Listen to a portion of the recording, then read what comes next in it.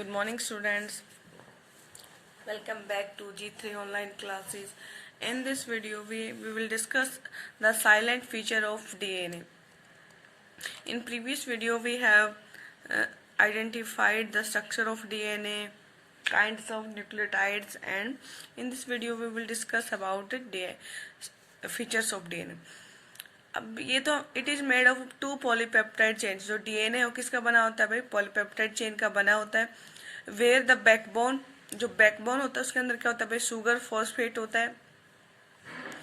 And the base project inside, और जो base होता है वो किसकी साइड होता है भाई? अंदर की तरफ होता है. You can see here this is backbone. ये बैकबोन है और बैकबोन में ये क्या दिख रहा है आपको? शुगर. और ये क्या आपकी? फॉस्फेट. तो this is backbone and the base pair that is cytosine that is inside.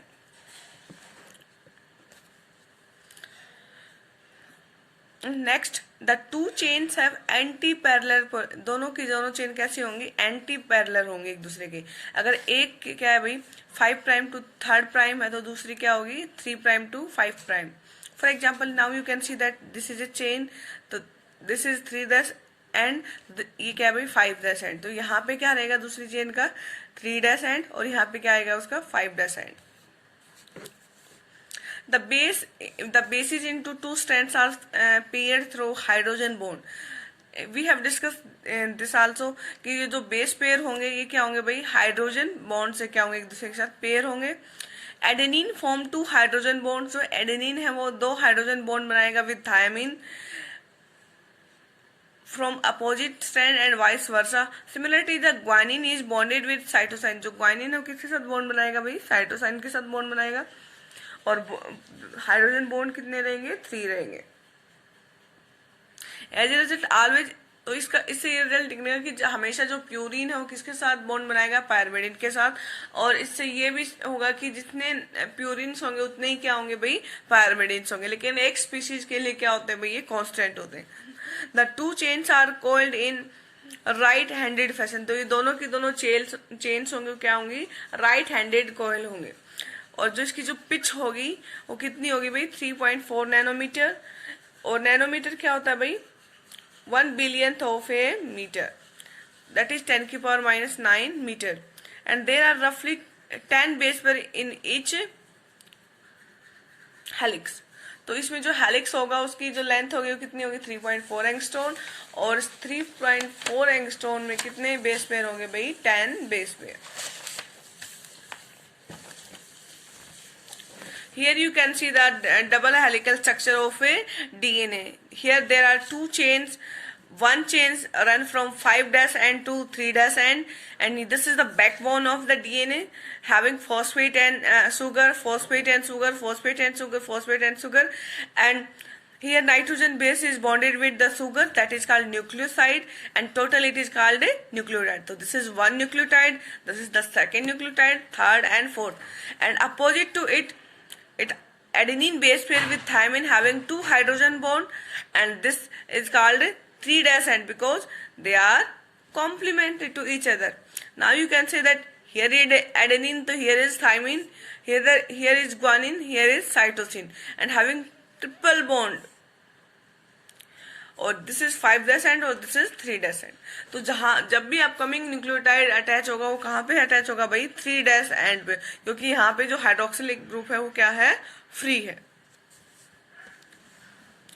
अब बात करेंगे double helical structure of a DNA. तो this is double helical structure of a DNA. You can see a ladder like structure, and this is right handed. Now you can see that adenine, thymine, guanine, cytosine. These are base pairs.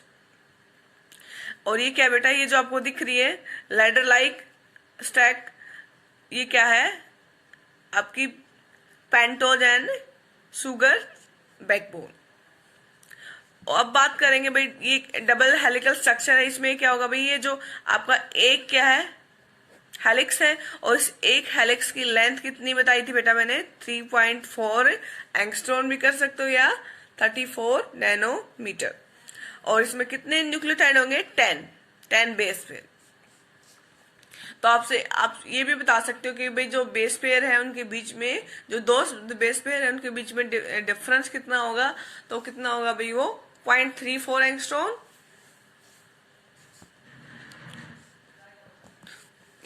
Sorry 3.4 angstrom या 0.34 nanometre. The distance between a base pair in helix is approximately equal to 0.34 nanometer.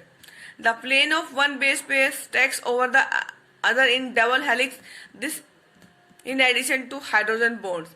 Confirm stability of helical structure. तो जो helical structure है उसकी stability किस पे depend करती है, hydrogen bond पे डिपेंड करती है. Compare the structure of purines and pyrimidine. Can you find out why the distance between two polynucleotide chains in DNA remains almost constant? क्योंकि देखिए भाई यहाँ पे क्या है, जो ग्वानिन है और जो एडेनिन है ये कैसे होते हैं भाई, डबल रिंग स्ट्रक्चर, और थाइमिन कैसा होता है, सिंगल रिंग स्ट्रक्चर. इसी तरह से साइटोसाइन भी क्या होता है, सिंगल रिंग स्ट्रक्चर. तो जहां पे प्यूरिन आ गया तो वहां पे क्या आएगा भाई, पायरमिडिन आएगा. जहां पायरमिडिन आ गया उसके सामने क्या आएगा, प्यूरिन. और से जो डीएनए की जो डायमीटर है वो क्या रहेगा, कांस्टेंट रहेगा. अब बात करते हैं भाई सेंट्रल डॉगमा ऑफ लाइफ की. अब देखिए भाई जो DNA, the formation of DNA from DNA, DNA से डीएनए बनाने की कॉपी को क्या बोलेंगे भाई, रेप्लिकेशन. अब डीएनए से क्या बनाएंगे भाई हम, मैसेंजर आरएनए, क्योंकि हमें चाहिए information, that is called transcription. और मैसेंजर आरएनए से हमें क्या चाहिए, एक्चुअल में प्रोटीन्स चाहिए, और प्रोटीन बनाने की प्रोसेस को क्या बोलते हैं, translation. Now we will discuss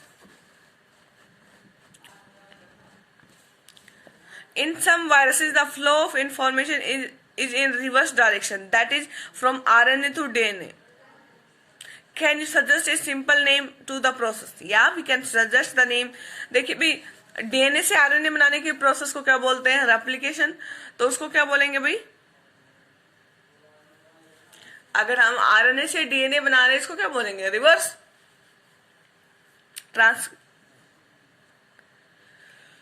reverse. ये क्या है, इसका अपोजिट रिवर्स, तो इसको क्या बोलेंगे, reverse replication. Packaging of DNA helix, the tech. आप देखिए भाई डीएनए, जो डीएनए वो क्या होता है भाई, उसकी लेंथ काफी बड़ी होती है और हमारे अंदर मिलियंस ऑफ सेल्स होती है, और हर डीएनए में क्या होता है, उसका डीएनए होता है. अगर डीएनए को, अगर एक सेल के डीएनए को अगर हम प्रॉपरली सीधा करें तो उसकी लेंथ तकरीबन कितनी बनेगी भाई, 2.2 मीटर, और हमारी बॉडी का साइज भी नहीं होता, और उसमें क्या होता है, मिलियंस ऑफ सेल. तो इसलिए जो डीएनए होता है वो क्या होता है, हाईली पैक्ड होता है. Taken the distance between two conjugative base pair, हमने निकाली थी भाई. अगर एक हेलिक्स में क्या है भाई, एक हेलिक्स की लेंथ 34 नैनोमीटर है, 3.4 नैनोमीटर है, तो भाई जो उनके बेस पेयर की जो डिस्टेंस होगी वो कितनी होगी, 0.34. If the length of double helix in a typical mammalian cell is calculated by multiplying the total number of base pair with distance between two consecutive base pair, तो हम इससे क्या निकाल सकते हैं भाई, लेंथ निकाल सकते हैं डीएनए की. हमारे अंदर भाई कितना डीएनए होता है कंप्लीट एक सेल में, 6.6 इंटू 10⁹ बेस पेयर. और इसके साथ अगर हम उसको क्या करेंगे भाई, इसको सिंप्लीफाई करेंगे, इसकी length between two base pair, then our approximately जो वैल्यू आएगी डीएनए की लेंथ की वो कितनी आएगी, 2.2 metre. A length that is far greater than the dimension of a typical nucleus, तो ये न्यूक्लियस से भी ज्यादा है. And how is such a long polymer pack in a cell, तो अभी कैसे पैक होगा, let's we study. If the length of E. coli DNA is 0.36 millimeter, can you calculate the number of base pair in E. coli? अब इसमें क्या बता रखा है भाई, लेंथ बता रखी है. If the length of E. coli DNA is, अब लेंथ बता रखी है, हमें क्या चाहिए भाई, बेस पेयर चाहिए. तो हम क्या कर रहे थे भाई, जो बेस पेयर है उसको किससे मल्टीप्लाई कर रहे थे, डिस्टेंस, और उसके बाद क्या आ रही थी हमारी, लेंथ आ रही थी. तो लेंथ के साथ हम क्या कर देंगे भाई, इसको डिवाइड कर देंगे सिंपली. जो लेंथ है उसको किससे डिवाइड कर देंगे, डिस्टेंस बिटवीन न्यूक्लियोटाइड्स, तो क्या आ जाएगी हमारे, नंबर ऑफ बेस पेयर आ जाएंगे. In prokaryote such as E coli, though they do not have a defined nucleus. भाई इकोलाई के अंदर डिफाइंड न्यूक्लियस नहीं होता, क्योंकि the prokaryotes in +1 class you have studied about prokaryotes, और जो प्रोकैरियोट्स होते हैं उनके अंदर वेल डिफाइंड न्यूक्लियस नहीं होता। इनका जो डीएनए होता है स्कैटर्ड होता है थ्रू ऑफ द सेल।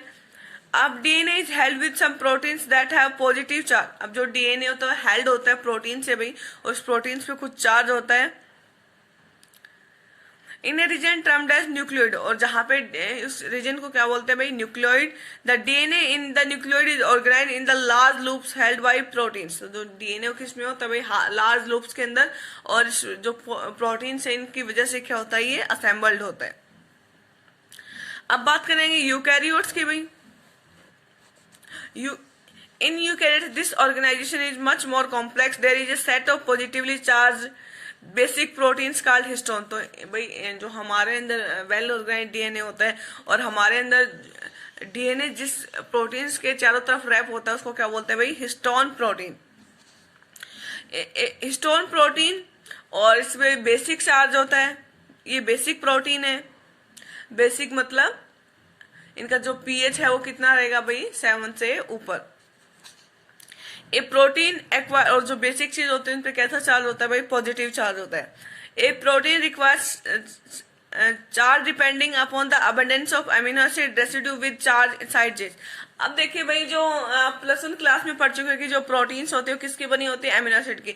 और हम पढ़ चुके हैं भाई अमीनो एसिड्स कैसे होते हैं, न्यूट्रल भी होते हैं, पॉजिटिव भी होते हैं, और नेगेटिव भी होते हैं। तो depend upon the kind of positive amino acid, अगर पॉजिटिव अमीनो एसिड ज्यादा है तो क्या रहेगा भाई, पॉजिटिव चार्ज रहेगा। अगर नेगेटिव अमीनो एसिड मतलब एसिडिक अमीनो एसिड है तो क्या हो जाएगा भाई, प्रोटीन पे एसिडिक चार्ज हो जाएगा। तो depend upon the kind of amino acid. तो here the histone protein is basic. अगर हिस्टोन प्रोटीन बेसिक है तो इसमें जो अमीनो एसिड्स होंगे अबंडेंट, वो क्या होंगे भाई, बेसिक अमीनो एसिड्स होंगे।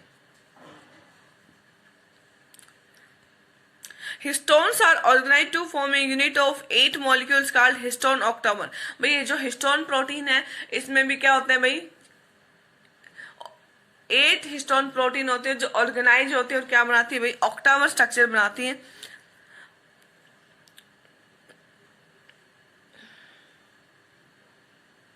अब देखिए जो बेसिक एमिनो एसिड है उसमें कौन कौन से है भाई,